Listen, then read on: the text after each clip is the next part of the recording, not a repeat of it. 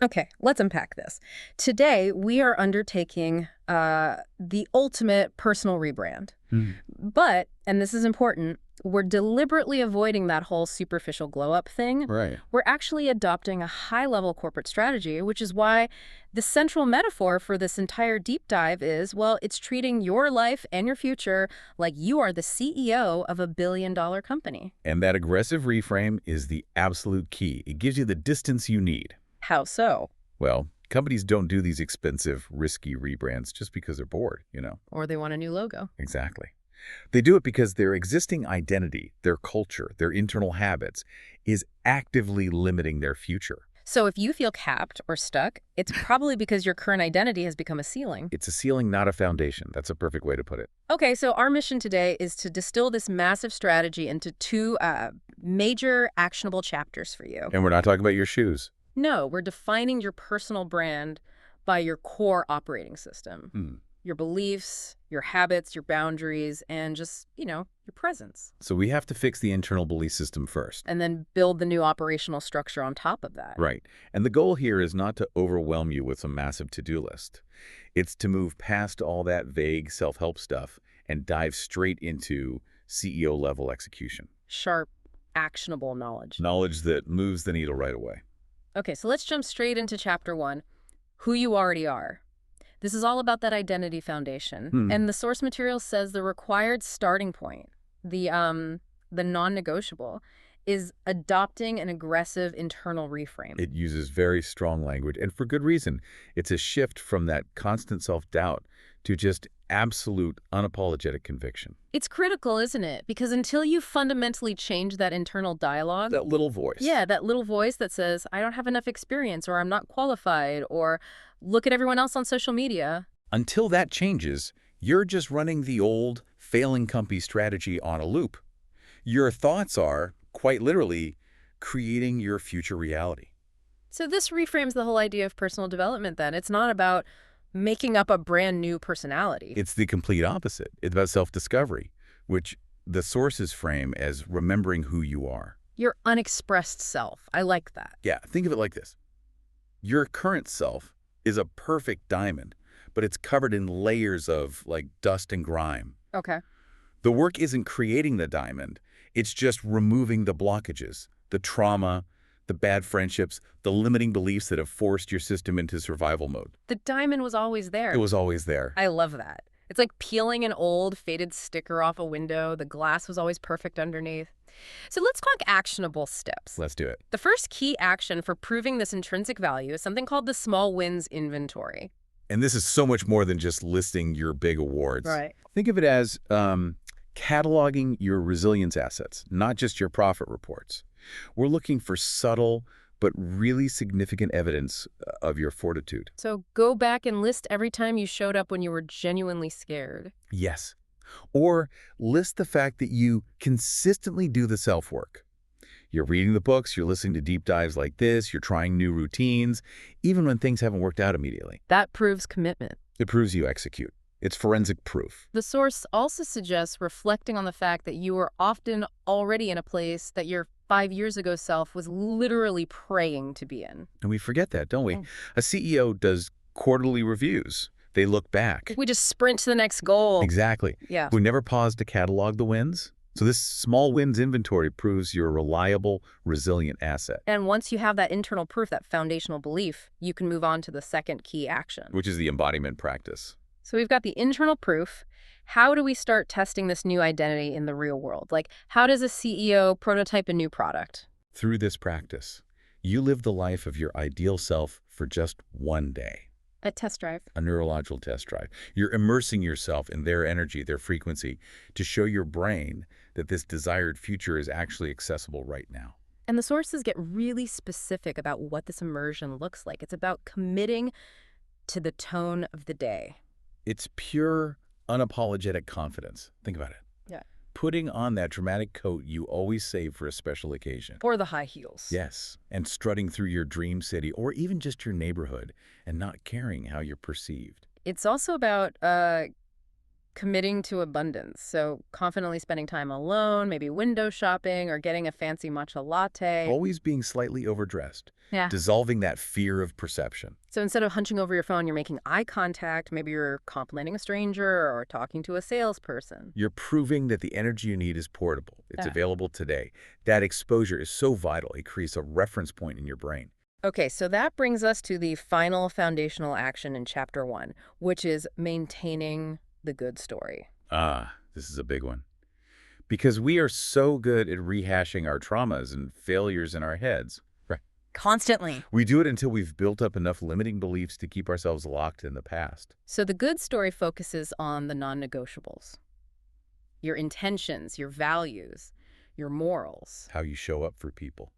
How you reciprocate love. What you dream about when you have a spare moment. Focusing on those core assets stops that negative self-criticism from ruining your life. It reinforces the truth we just talked about. Yeah. The self you want to be is just your unexpressed self. It's already there, waiting to be prioritized. That makes perfect sense. Okay, so we've established the internal conviction. Now we move from belief to structure. Chapter 2, Character Creation. This is the CEO's complete operational overhaul. We're getting into the real structural work of the rebrand now. And a successful business rebrand is structural. It's focused on mission and values, not just aesthetics. So step 1 is the identity overhaul and audit. Right. And the first, sometimes painful realization has to be that the identity that got you here is now the very thing blocking your next phase of growth. So all your previous choices, beliefs, environment. They're all outdated now if you're serious about monumental change. This requires a ruthless personal brand audit, forcing yourself to journal on some tough questions. Like, what part of my identity feels outdated? What version of me am I still performing that no longer aligns with my future? And this one is critical. Where have I outgrown my own behavior, the people, and the environments in my life? Oof, that's often the hardest one to face. It is, because outgrowing people feels like failure. Well, But from a CEO's perspective, it's a strategic requirement for growth. and that leads right into step 2, the structural foundation and new narrative. Action A is rewriting that narrative. And the source actually encourages being, quote, delusional in the service of growth. Wait, delusional, what does that mean? Are we just ignoring reality? Or is it more like a CEO choosing a high-risk growth strategy over short-term stability? It's definitely the latter. It's about a quantum leap, where you adopt the beliefs of your fully accomplished future self now. Even without the evidence. Even without the evidence. For example, the old narrative after failing a test is, I'm bad at this, I'll never succeed. Right. The quantum leap belief is, failing that test gave me unused data, which I will now use to launch my successful business. You're prioritizing the high growth belief. That completely reframes failure. Failure is just unused data. I love that. And action B is choosing 3 new foundational values or writing a mission statement. So you're defining the bedrock for this new chapter. Is it consistency, productivity, firmer boundaries? Exactly. And action C is establishing the new standards. This is defining the vibe and behavior you want to embody and making a promise to yourself. So you list, 5 specific behaviors you will no longer tolerate from yourself? Yes, like sleeping in past 7 a.m. or binge watching low-value content late at night. But doesn't that sound exhausting? Or we just try to become a machine? What about rest? It's not about becoming a machine. It's about sustainability. The standard isn't about being 100% productive all the time. It's about intent. It's about intent. You're trading unstructured time for intentional time. And this is crucial. You have to apply these standards to other people too. Family, friends, colleagues. All of them. If someone's behavior violates your new standards for self-respect or time management, you have to address it. Which leads us perfectly into step 3, internal policies and value proposition. A true rebrand means changing the internal corporate culture. So you need to identify your old internal policies. These are the subtle rules that governed your life, like play it safe or don't be too loud. Or people-pleasing. You have to acknowledge those rules because they're what led to your old results. Right. For example, if you recognize that chasing male validation was an old rule, you can establish the new opposing rule. I'm going on a self-love journey and falling in love with my solitude. That gets you a completely different strategic result. Completely different. People-pleasing, in business terms, is like offering a massive, unsustainable discount to every client. You're devaluing your own product. Which brings us to action B, defining your value proposition. You have to realize and clearly present the value you bring to the table. So you stop underselling yourself. Stop underselling. Ask yourself, what value do I bring to my team at work, to my relationship, my friendships, and especially to my future self? Write it down. And refer back to it when imposter syndrome kicks in. Absolutely. Then, action C is the Identity Messaging Manifesto. This is your internal self-talk. Like a company's external slogan matching its internal communication. Precisely. You write 5 sentences describing the new you, how you show up, what you require, and what you refuse. And that manifesto guides all your future decisions. Okay, so let's talk about shutting down unprofitable ventures. Step 4 is your market exit strategy. A savvy CEO leaves markets that don't fit the new mission. This is about defining and enforcing your rebrand boundaries. Like shutting down an unprofitable branch office. You got it.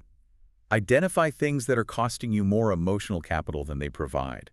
Things that just cannot coexist with your new identity and frequency. So this could be a way of working, a morning routine that leaves you rushed, certain apps on your phone. Or even specific repetitive conversations you always have. You are leaving that old frequency behind entirely. And that frees up capital time, energy to reinvest. Which brings us to step 5. Sell an experience.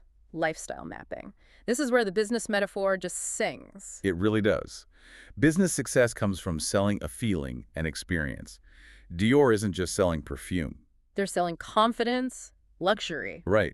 And your personal rebrand must change the emotion of your day-to-day lifestyle. So you map out your day-to-day and change the tone of things you already have to do. Exactly. This isn't about adding 20 new tasks. It's about elevating how you execute necessary actions, like getting ready for work or making dinner. So contrast the old self's morning snoozing, rushing, stressed with the elevated version. The elevated version could be waking up an hour early, making the bed, listening to some calming jazz while you make coffee. Putting on a silk robe, lighting a candle, taking time for your skincare. Wearing the outfit you were saving for the occasion. Every day becomes the occasion. Yes, you struck down the street, listening to a song that makes you feel like the main character. You're intentionally shifting the feeling from stressful rush to intentional elegance. Okay, and finally, step 6, the visual rebrand. This is the intentional physical change that signals the shift, both to yourself and to others. It's critical because it disrupts your brain's attachment to the old you. It's a powerful neurological signal, and it doesn't have to be massive. Not at all. It could be a new style of makeup, a daily jewelry stack, a signature fragrance, or even a new daily bag. The point is to make that shift and send your subconscious a clear message. The message is, the CEO has returned, and we are not the same as we were last year. What a complete process. We've moved systematically from fixing the internal beliefs who you are at your core to the full structural execution and experience design of the new self. It's all about approaching personal growth with the structure and the unyielding intentionality of a CEO. And it really does mirror modern business strategy, doesn't it? So closely. Personal success in 2026 demands this level of strategic planning. A modern entrepreneur uses analytics to make smarter decisions, right? Or puts high-value content behind a paywall. Just like that, we have to use internal audits for accountability and set high standards for our time to ensure high-value output.